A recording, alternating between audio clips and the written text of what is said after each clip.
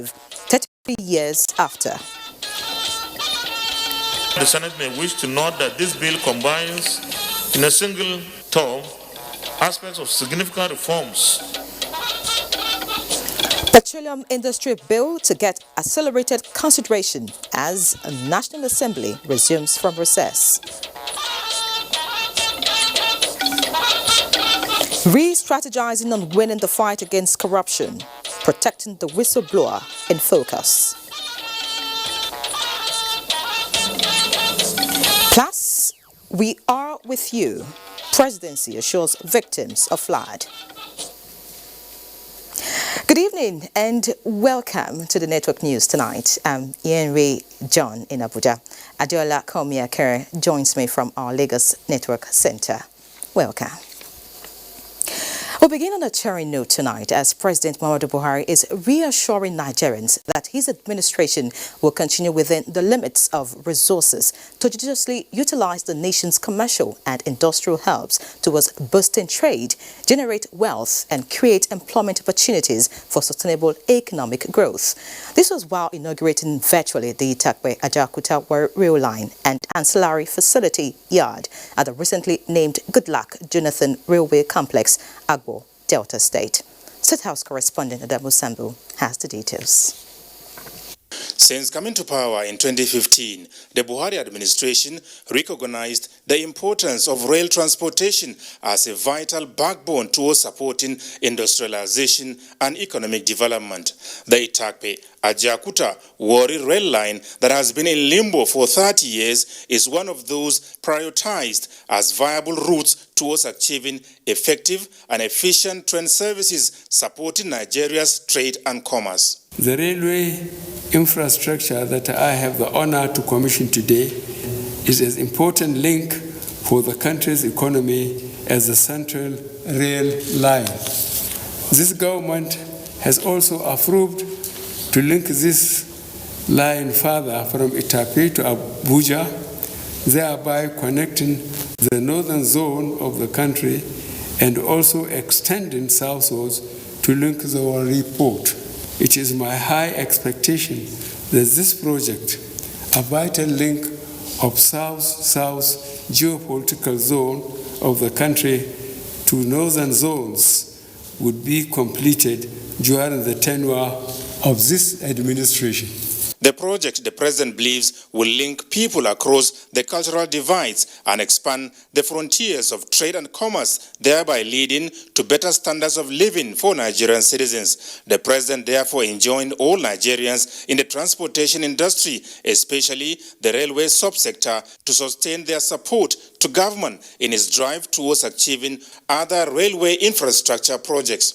By the same token, I urge other sectors who will be primary beneficiary of this transportation backbone, including the iron and steel sector, stakeholders in the agricultural and mining sectors of this corridor, as well as the host communities, to protect and sustain this infrastructure and maximize the benefits that could be derived from it, which is readily available at their doorsteps. This project will increase the volume of their trade and kickstart, resuscitate the iron and steel complexes. All this, I hope, will improve our industrial potentials and capacities as well as boost employment. The Itakpe-Ajaokuta Warri rail line is expected to account for close to 1 million passengers a year, as well as unleash approximately 3.5 million ton capacity of freight that will service all off-takers on the corridor and beyond. From the State House, Adamu Sambu, NTA News. Meanwhile, with the inauguration of the project by President Muhammadu Buhari, the Itakpe-Ajaokuta Warri Rail is to begin commercial operation after 33 years since it was shut down. Minister of Transportation Chukwuka Rotimi Amechi and governors of Delta and Edo commended President Buhari for his support towards the timely completion of the project, which is the second standard gauge rail line in Nigeria. Oyinaya Kaluoka at the inauguration ceremony in Agbo, Delta State, gives us an update of the event. It is a scene of joy here in Agbo in Delta State as we're here at the Goodluck Jonathan's mega train station. The people of the South are happy, as well as Kogi people, as this particular rail line is set to link Kogi, Delta and Edo. This rail line, as you know, was first awarded in 1987 by past administration and was abandoned for about 33 years. In all honesty, there is no loan on this project. This project was funded from budget, and I had a directive of the president to go and revive the project and complete it as soon as possible.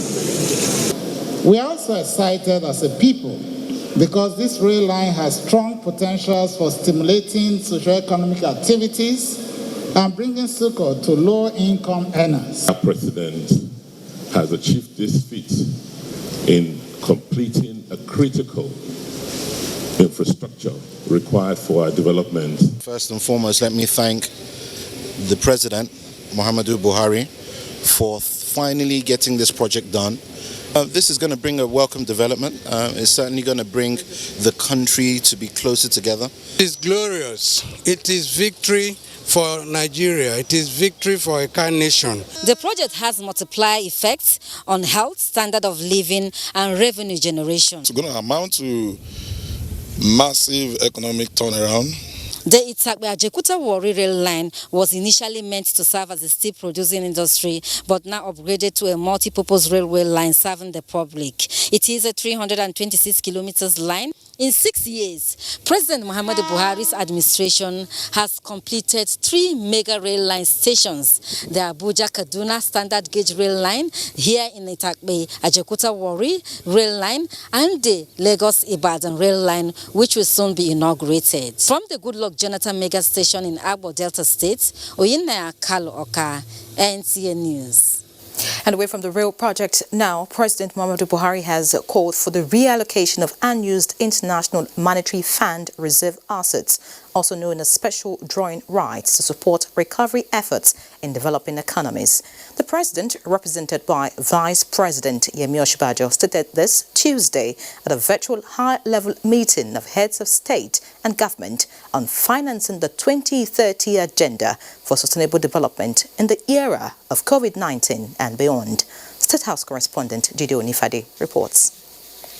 The special drawing rights is an international reserved asset created by the International Monetary Fund to supplement its member countries' official reserves. The facility was designed to help in stabilizing the global economy during financial shocks, and IMF member countries had previously contributed to make up the reserve.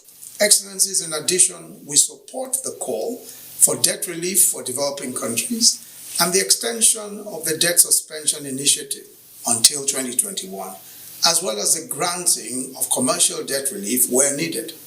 We also call for enhanced global liquidity, including through the allocation of unused special drawing rights currently held by developed countries. The COVID-19 pandemic, as Vice President Ienre explains, has severely disrupted the societies and economies, worsened inequality and deepened the gap between available resources and the finance needed to execute sustainable development goals. As global leaders, we must do everything in our power to emerge from the crisis caused by the COVID-19 by striving together in order to deliver for all. The meeting was initiated by the government of Canada and Jamaica and the Secretary General of the United Nations. In the State House, Jide Onifade, NTA News. In other news, Vice President Ienre has called on Nigerians to key into the government whistleblower policy by providing useful information to relevant authorities to help combat corrupt practices in the country.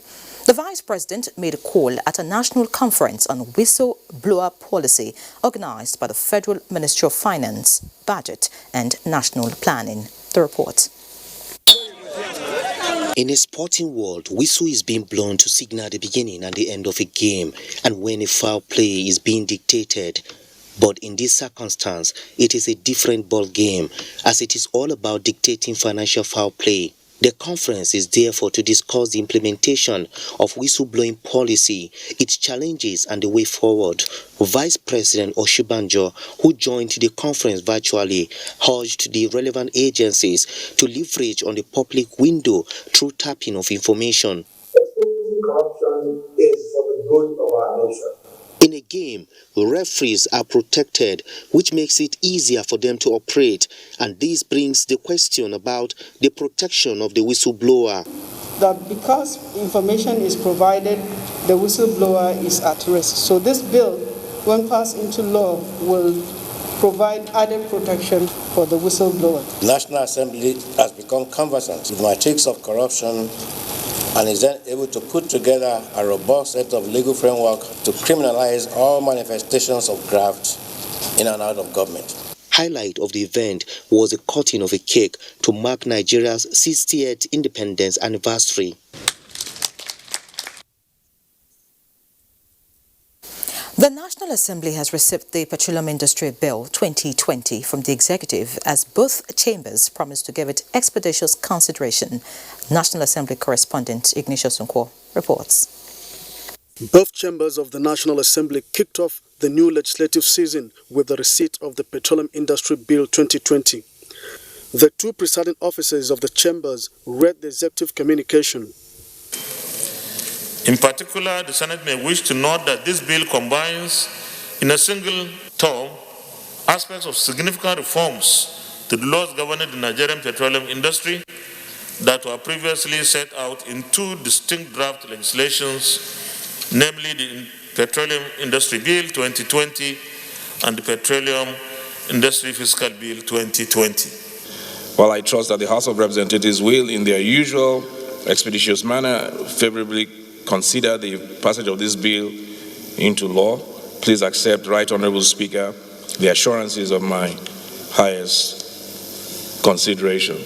The leadership of the National Assembly had on Monday this week met with the Minister of State for Petroleum Resources and heads of agencies under the ministry, during which the legislators made it clear that the planned quick passage of the oil bill will not jeopardize due process, as debate on its general principles will now be slated for a later date. From the National Assembly, Ignatius Nkwo, NTA News. Meanwhile, the National Assembly has received a presidential request seeking approval for reimbursement of 148.141 billion naira to 5 states for execution of federal projects. The National Assembly correspondent Salami reports that this is among other presidential communication read on the floor on the first day of resumption of plenary.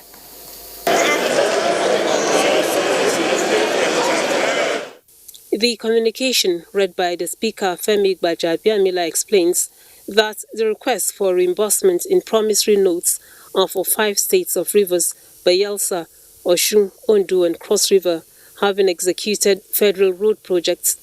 Also communicated to the House from the President is an invitation to an executive legislature dialogue to further enhance partnership between the two arms for good governance. The Speaker, in a remark to welcome lawmakers from recess, says the House will take action against MDAs that fail to implement approved budgets.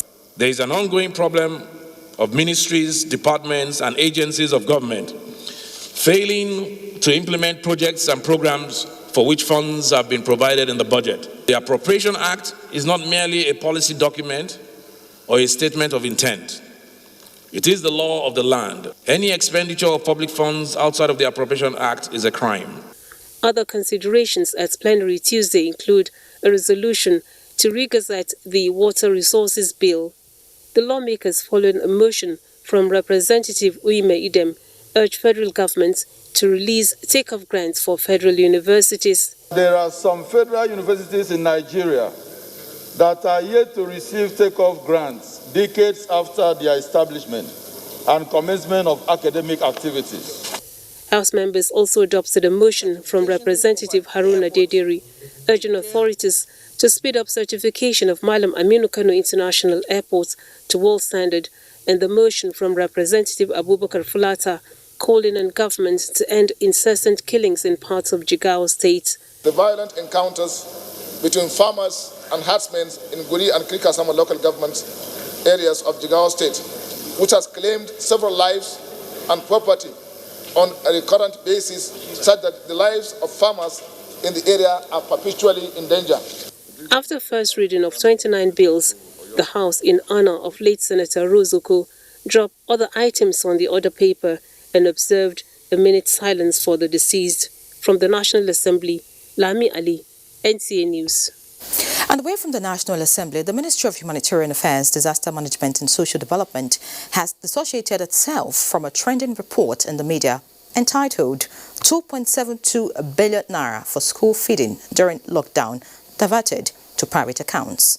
A statement by the Special Assistant to the Minister on Media, Oneka Kem Anibeze, says the report emanated after a presentation by the chairman of ICPC at the second National Summit on Diminishing Corruption in Abuja, which was twisted and misinterpreted by mischief makers.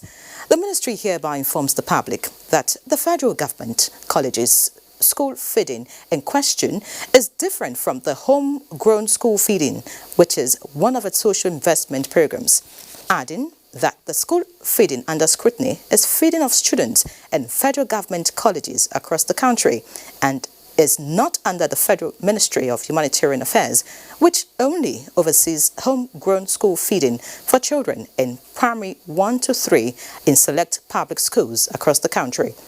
The ministry describes those casting aspersions on the minister, Sadiya Umar Farouk, as malicious and unfair and calls on the ICPC to publish the names of persons, federal colleges and school heads whose names have been found to be associated with the missing funds, and further calls on the general public to disregard the false reports. Meanwhile, a report erroneously implying that the Minister of Humanitarian Affairs diverted 2.67 billion naira meant for homegrown school feeding program by the ICPC chairman, Professor Bolaji Owasonoye, at its second National Summit on Diminishing Corruption in the Public Sector has been clarified.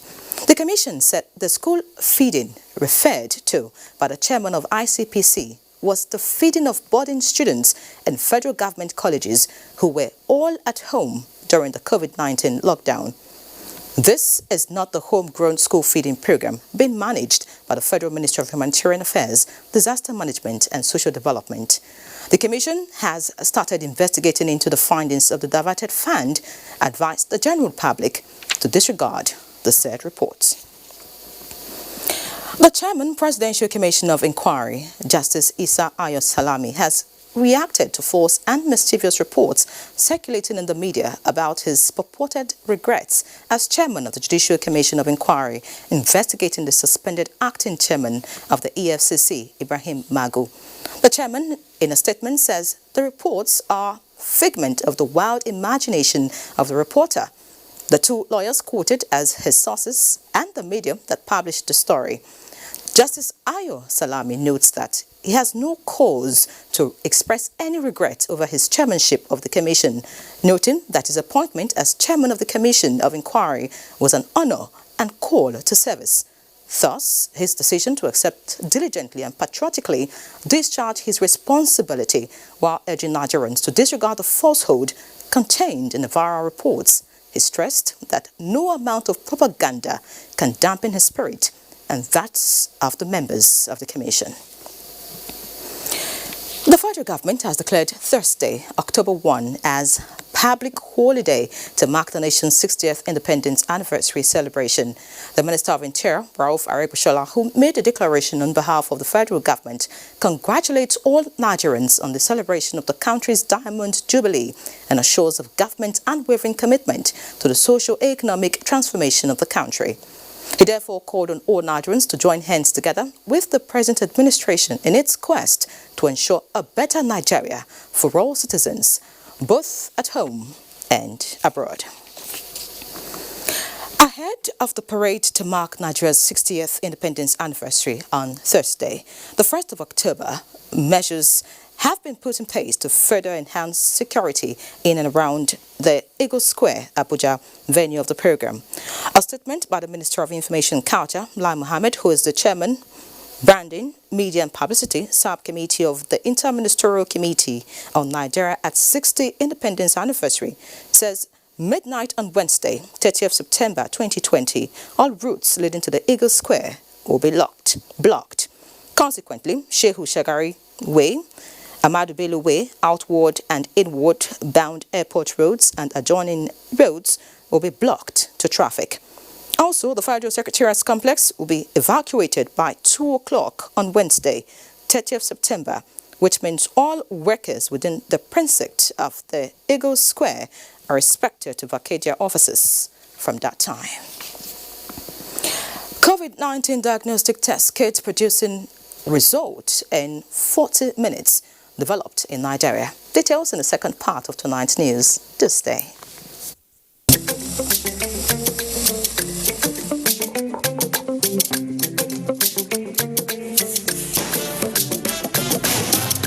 My tailor don't be your mate. He don't live for your grade. If he knock you a bata, tell nobody hell. Anytime I want to celebrate, he goes so the clock he no delay to. He dey sweet me like a chocolate. Oh. My tailor no dey disappoint. Oh. Tailor we go Harvard University. Oh yo yo. You don't go the job like a baka. If you see my tailor, make that switch today and enjoy all calls at 11 kobo per second. Free data on every recharge and double data for 3 months on the network with the widest 4G coverage. Okay, my tailor. Airtel, the smartphone network. It is time we took our fates in our hands by supporting the government in the complete removal of subsidy on premium motor spirit, otherwise called petrol. Subsidy on petrol benefits the few, facilitates corruption, and stifles national development. The ultimate savings will be deployed to build schools, hospitals, roads, rails, and other infrastructure. Avoid the callings of enemies of progress.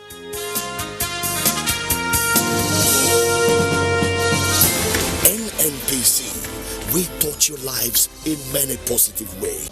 The Federal Capital Territory Administration hereby informs the general public that in view of the Guard of Honor and Anniversary Parade holding at the Eagle Square to commemorate 60 years of Nigeria's independence, there will be diversion of traffic around the Eagle Square on Thursday, 1st October 2020 between 5 a.m. and 3 p.m. The diversion will be at the following points: Bullet Junction, Finance Junction, Benway House, DSS Headquarters by Aso Drive, behind Phase 1 of Shehu Shagari Way, Court of Appeal by Goodluck Jonathan Way. Motorists are therefore advised to cooperate with security agencies who will be on ground to direct to alternative routes. Entrance to the venue of the parade is strictly by invitation. Invited guests are to assemble at either Old Parade Ground, Area 10 Garki Abuja, or the Millennium Park, from where they will be transported to the venue of the parade. All persons not invited to the event are advised to stay away from the vicinity of the Eagle Square. Security personnel will be on ground to ensure that no one is allowed to loiter around the restricted area. Olushade Adeshola, Permanent Secretary, Federal Capital Territory Administration, announcer. Nigeria is turning 60. And this time we plan to laud it like never before. And set the record for the most number of people to sing our national anthem at once. Come sing with us on this exclusive virtual concert, 1st of October at 10:30 a.m. Only on the Coca-Cola Nigeria YouTube channel. Come, let's show the world that we're the proudest nation on the planet. It's going to be lit. It's gonna be epic. Arise, O compatriots. Let's rep Nigeria like never before. See you. In these uncertain times, one thing's certain. We're in this together. So Clean Protect, the antibacterial detergent that removes 99.9% dirt while it cleans. Because germ-free clean is the real clean that we all need. Do your best to protect your family. So Clean Protect.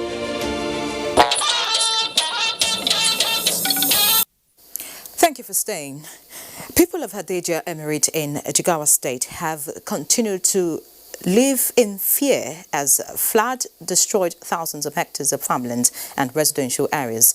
Mansour Aliyu Hassan reports that the flood may not be unconnected with the overflow of River Hadejia following the release of water from bigger dams in neighboring states. This nature's gift of rains is now a disaster to the Hadejia community and its environs. Rescue efforts have since commenced by various youth in the affected areas, with a view to rescuing other communities from being ravaged by the flood. Jigawa State Governor Muhammad Badaru Abubakar has since embarked on a sympathy visit to the affected communities, where he assured them of quick intervention. He further announced that while he awaits the report of the Flood Assessment Committee to submit its findings, federal government has since commenced the construction of embankments around the valley to prevent further incidents. And also ecological support funding awaits the state, all in efforts to mitigate occurrence. While the state government has since commenced arrangements to relocate the affected communities. In Duse, Mansour Aliyu Hassan, NTA News. Meanwhile, President Muhammadu Buhari has expressed sympathy for the victims of Hadejia floods, which claimed lives and destroyed over 100,000 hectares of rice farms in Jigawa State.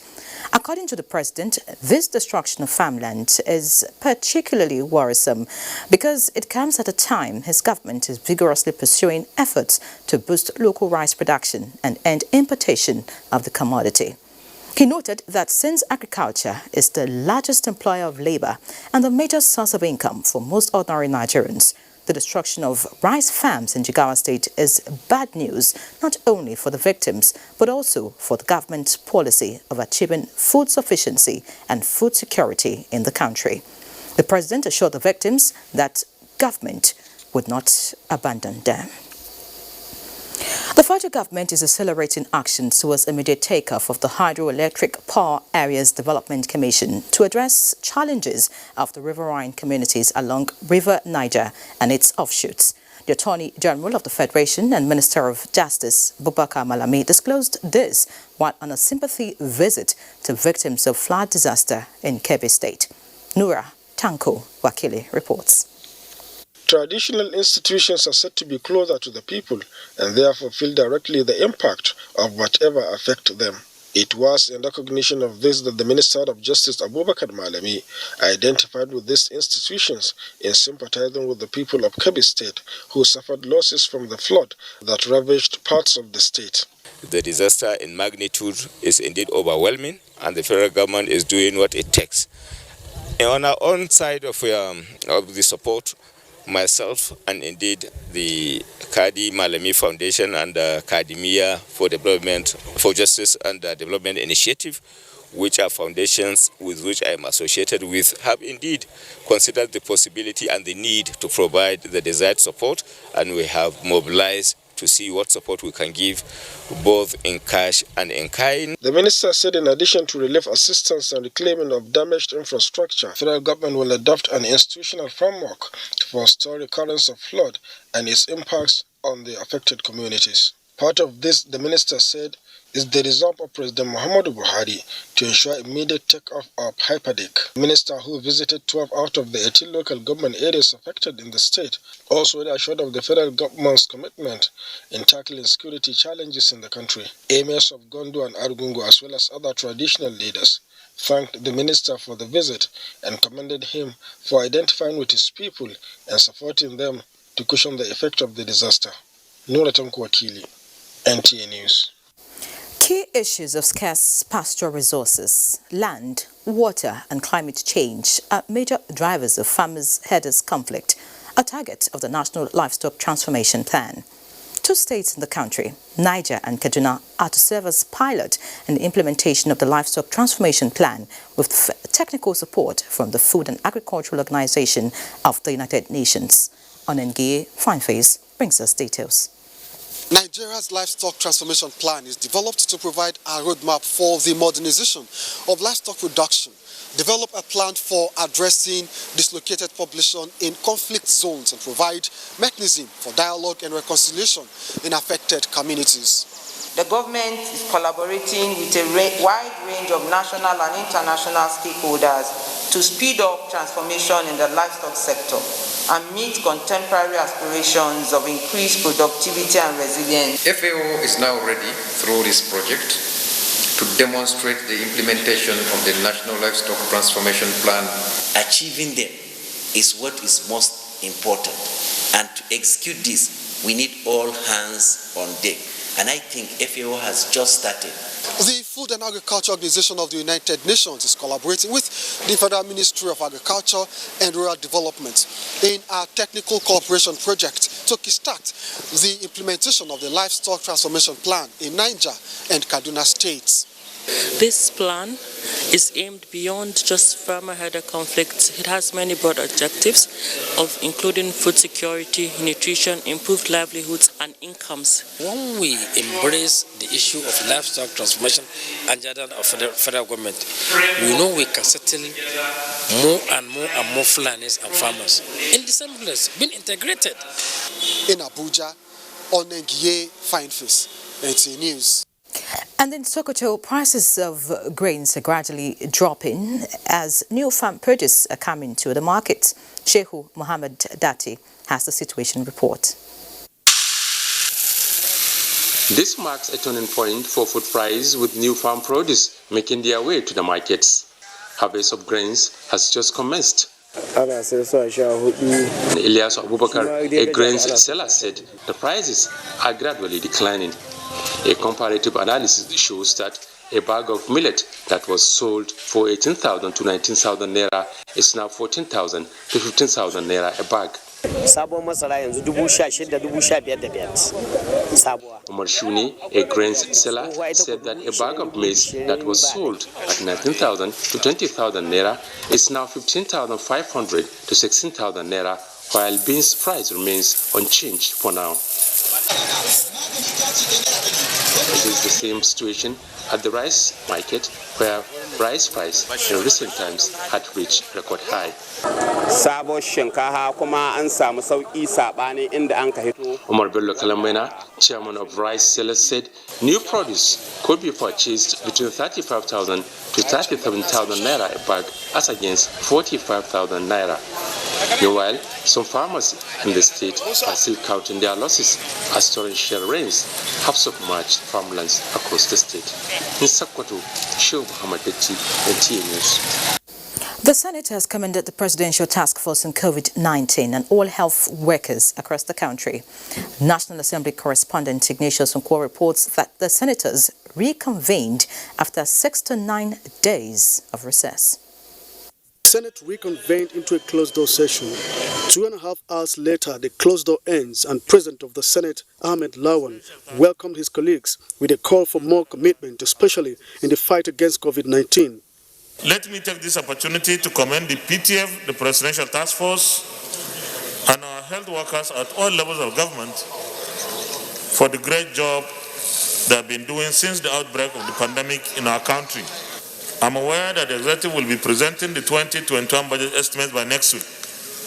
Senator Sani Musa, in a matter of urgent public importance, drew the attention of the Senate to the urgent need to check indiscriminate installation of electric transformers and its health hazards.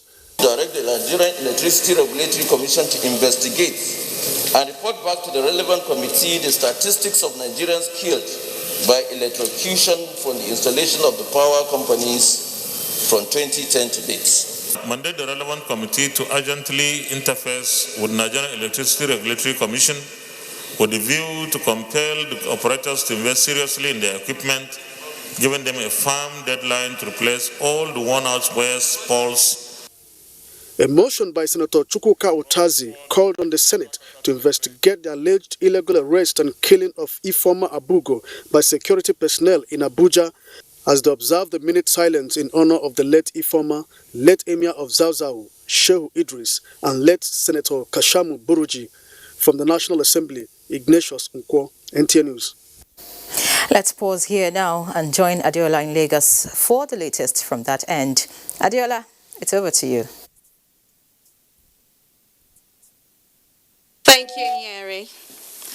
On October 1, it will be exactly 60 years when the Union Jack was lowered and the green, white, green flag, symbol of Nigeria's independence as a nation, was hoisted. Tunde Saiki takes a look at the journey so far, the challenges and the prospect for a greater Nigeria.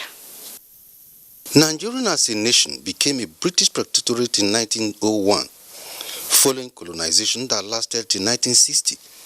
After independence movement led by the nation's founding fathers who struggled to actualize self-rule, which became a reality on October 1st, 1960, when the Nigerian national flag, the green, white, green, was hoisted at the racecourse Lagos. In that euphoria, the Constitution provided for Nigeria a parliamentary system of governance comprising the 3 regions. And on October 1st, 1963, Nigeria became a republic with the former Governor General of the nation, Nnamdi Azikiwe, as the country's first president. In that period, there were teething problems. Going back to history, part of the challenges we first and foremost, how do we come together and make use of the resources we have and use it to develop our nation. Everyone is a leader wherever we are, and we have the responsibility to show those elements that we expect our leaders to demonstrate through our own conduct. The January 1966 military coup d'etat further polarized the country. The military took charge of national affairs and could not effectively douse the tension necessitated by the coup. The war lasted for 3 years. When the fratricida ended, it was preceded by 13 years of military control until the Second Republic emerged with Shehu Shagari as president in 1979. The military again overthrew the politicians in 1983. It was until 1999 that a solid democracy was installed. Though the decade's challenges of corruption, poverty, military interventions, the civil war and insurgency, and more recently the coronavirus pandemic are battles successive government and the current administration are tackling. In spite of these odds, the gains of democracy are not lost on Nigerians, and more than ever, citizens are proud of their country. We have tried since 1960. God has helped the nation to achieve this far. In Lagos, Tunde Saiki, NTA News. The Ikoyi Club 1938 has celebrated its 82nd anniversary in Lagos. Annie Daniels reports that the event was specially dedicated to the memory of some of its members who passed on during the COVID-19 lockdown.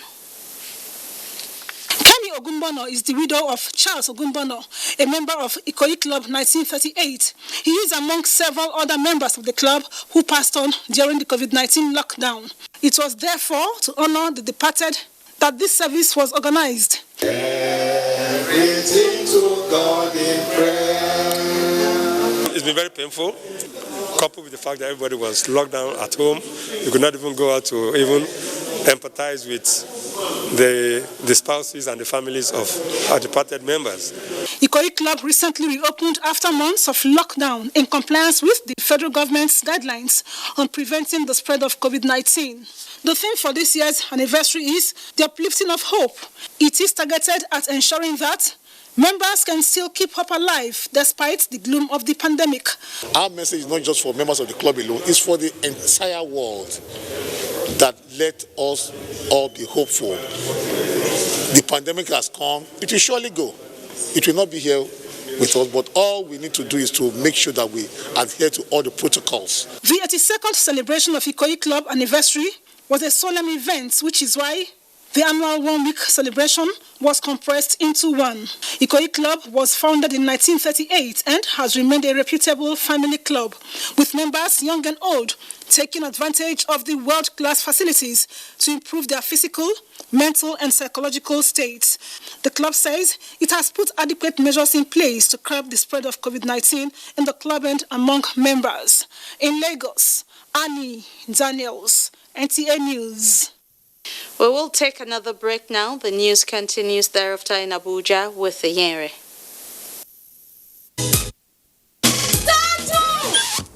If you run mad, we know waiting cause am. Every time na this phone. Have you gone to buy more units for light? Give me this phone.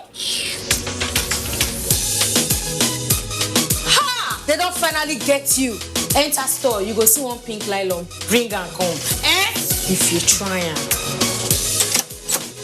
Now that chicken where they use can I look me. Now I want to. That one. Oh! So now why you send me message when no get with this?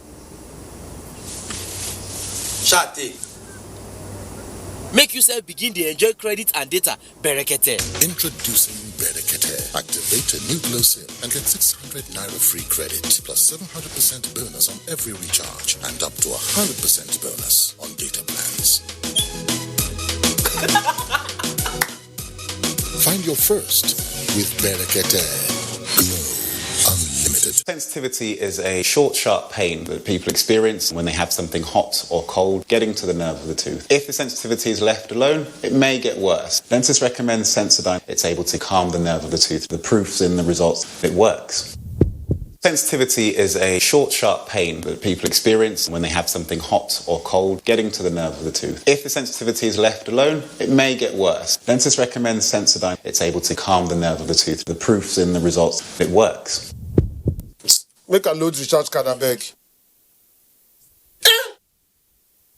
I don't find the money. Plenty day to win for the 9 Mobile Mega Millions promo. 1 million naira for one person every day for 90 days. 2 smartphones every hour, every day for 90 days. 10 million naira star prize today. New customers just come with side or buy a new line, and we go send you free 1 gigabyte plus 500 naira airtime. So make you the recharge 200 naira or more. Make you for the win. 9 Mobile.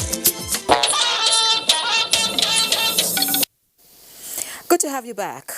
Nigeria has recorded a milestone in the national and global response against COVID-19 by developing a molecular test kit for COVID-19 that can give results in less than 40 minutes. The new test kit was developed by Dr. Chika Onwama of the Nigeria Institute of Medical Research. Humanitarian Ienre has more on Tuesday's briefing by the Presidential Task Force on COVID-19. The Made in Nigeria Rapid Diagnostic Test Kit for COVID-19 is the result of painstaking research, which is a component of the national response by the Presidential Task Force. When validated, it will be deployed to distant communities where laboratories are not located to help reduce turnaround time for test results, as well as response time for medical personnel to commence treatment. This test, which is 10 times cheaper than the PCR, can be deployed for point-of-care detection and surveillance. The technique will be deployed for use as soon as it is validated by the relevant agencies of the ministry for specificity and sensitivity. By the time we get all the components and it goes through the validation process, we will have our own homegrown solution. When we started, we spoke about it as if it was a joke. But we can see gradually with consistent application of funds and knowledge, our research institutions are living up to the expectation. The task force noted that challenges with using the portal for international travelers are not peculiar to Nigeria and are being addressed. We urge returning travelers to please bear with us and do not hesitate to bring your issues directly to us. The PTF is committed to improving the entry process. We'll keep working very hard to prevent an escalation of cases in Nigeria, which is our primary commitment, but also work with every other person in the industry to make sure travel home is as convenient as possible. The PTF believes that Nigeria's response to the COVID-19 pandemic has been effective, making the country a reference point in the war against the virus on the African continent. In Abuja, Ienre, NTA News.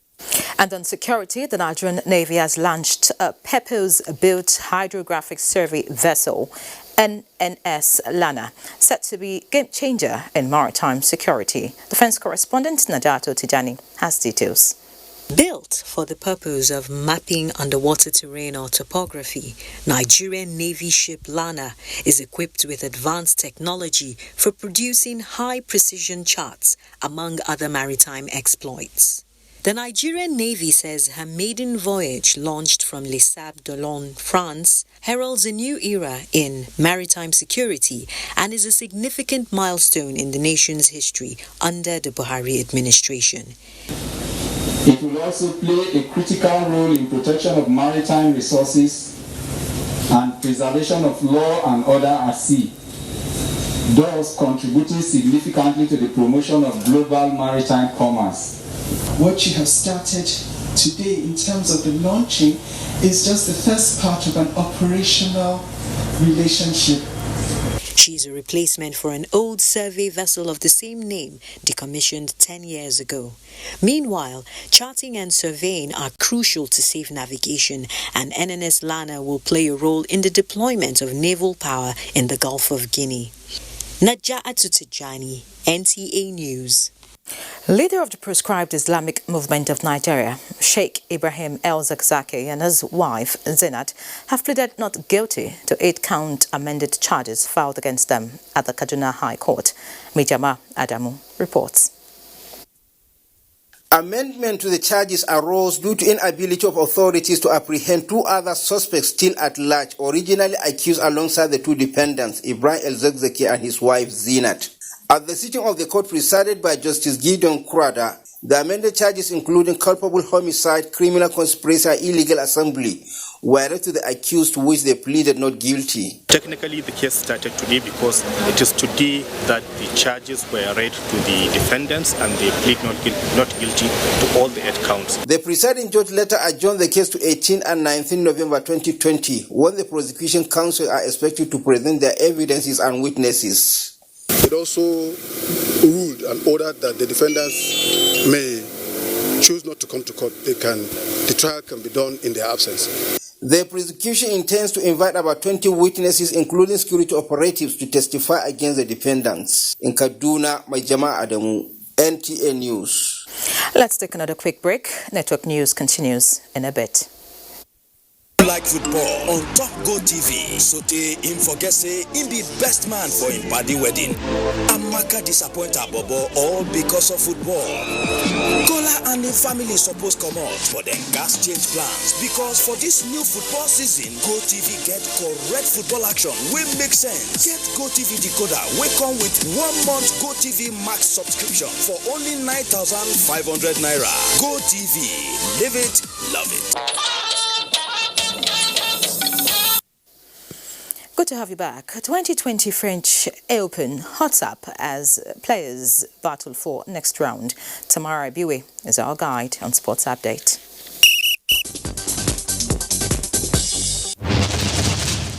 Nigeria continues to witness an influx in supporters' clubs, affirmation of their love for Nigeria's national teams. President General, Nigeria Football Supporters Club Worldwide, Rafiu Ladipo, has advised that putting the country's interests first should be the ultimate. Nigeria Football Supporters Club is one. So whatever we are doing in the stadium should be in unison, should be to support the team.